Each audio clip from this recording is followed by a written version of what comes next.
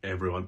Something I'm going to be doing over the next week or two is a video series around the tools and techniques that abusers and narcissists use against their victims. So things like gaslighting, fear, isolation, triangulation, etc. So what I'll do is a video on each topic, just talking a little bit about it. If you do want to know more about each topic in detail, I have written about it in my book, Why Didn't You Just Leave Them?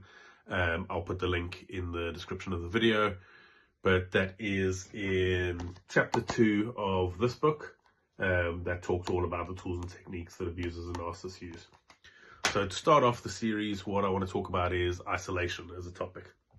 So I'm sure you're all aware that abusers and narcissists try and isolate you away from friends and family. So they want you on your own.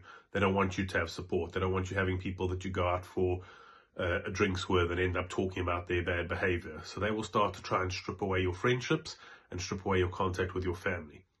It makes it a lot easier for them to control. It makes it a lot easier for them to put ideas into your head, not have someone to talk to about them, not have someone pointing out that things are wrong.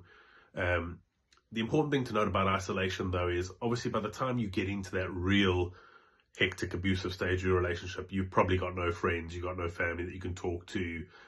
They've spun so many stories with other tools and techniques that people think you're the problem, or or you're just as bad as each other, things like that.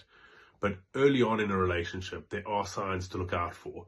And from my experience and from experience of other men that I've spoken to, it always starts off in a way positioned that it's like in your best interest. So, oh, you shouldn't see your friend for gym every morning because then you don't have time on your own to think about things, and you need that. You've got a hectic job. You shouldn't be seeing them every day. And, starting to just strip away that contact, with whatever it might be, but just slowly picking away, and it'll get more and more forceful over time. And it's just one of the tools. So the tools are never used in isolation. They'll use things to isolate you, like using preempting or gaslighting in order to isolate you. But isolation is a big one, because the less people you have around you, the less people can find out about their bad behavior. So, like I said, if you want to hear more about these topics, I'll do one every video over the course of the next few weeks. Subscribe to my YouTube channel if you want. They'll all come out on there. Pick up a copy of the book. It goes into real detail about that and things you can do to counter those, some tips against them.